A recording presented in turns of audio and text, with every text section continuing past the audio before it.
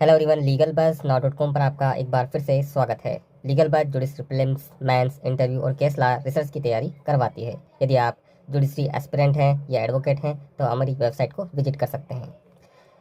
SC/ST आरक्षित श्रेणी के अभ्यर्थियों द्वारा सामान्य कोटे की सीटों पर दावा करने के संदर्भ में निर्णय। यदि कोई SC/ST अभ्यर्थी आरक्षण से संबंधित छूटों जैसे आयु सीमा, न्यूनतम योग्यता आदि का लाभ लेता है तो वह सामान्य कोटे की सीट के लिए पात्र नहीं माना जाएगा। ये निर्णय सुप्रीम कोर्ट ने रेलवे सुरक्षा बल और अन्य बनाम प्रेमचंद कुमार के मामले में दिया। न्यायालय ने कहा कि स्टैंडिंग ऑर्डर नंबर 85 के पैरा 14F के अकॉर्डिंग केवल वे आरक्षित श्रेणी के अभ्यर्थी जो किसी प्रकार की छूट नहीं लेते हैं उन्हें सामान्य श्रेणी की सीटों पर नियुक्त किया जा सकता है। रिवाइज डायरेक्टिव नंबर 29/2013 इस प्रावधान को और सुदृढ़ करता है, जिसमें स्पष्ट किया गया है कि छूट लेने वाले अभ्यर्थियों को सामान्य कोटे में स्थानांतरित नहीं किया जा सकता। यह स्टैंडिंग ऑर्डर नंबर 78 के पैरा 14B को अधिरोपित करता है, जिसमें पहले ऐसे स्थानांतरण को अनुमति दी गई थी।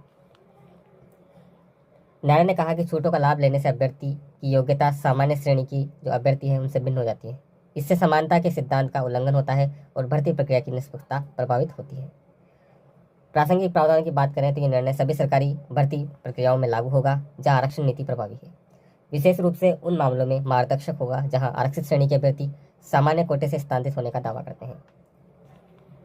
इस मामले में याचिकाकर्ता अनुसूचित जाति जनजाति से संबंधित थे और रेलवे सुरक्षा बल RPF में भर्ती के दौरान उन्होंने आरक्षण से जुड़ी छूटों जैसे आयु सीमा और न्यूनतम योग्यता में छूट का लाभ लिया था।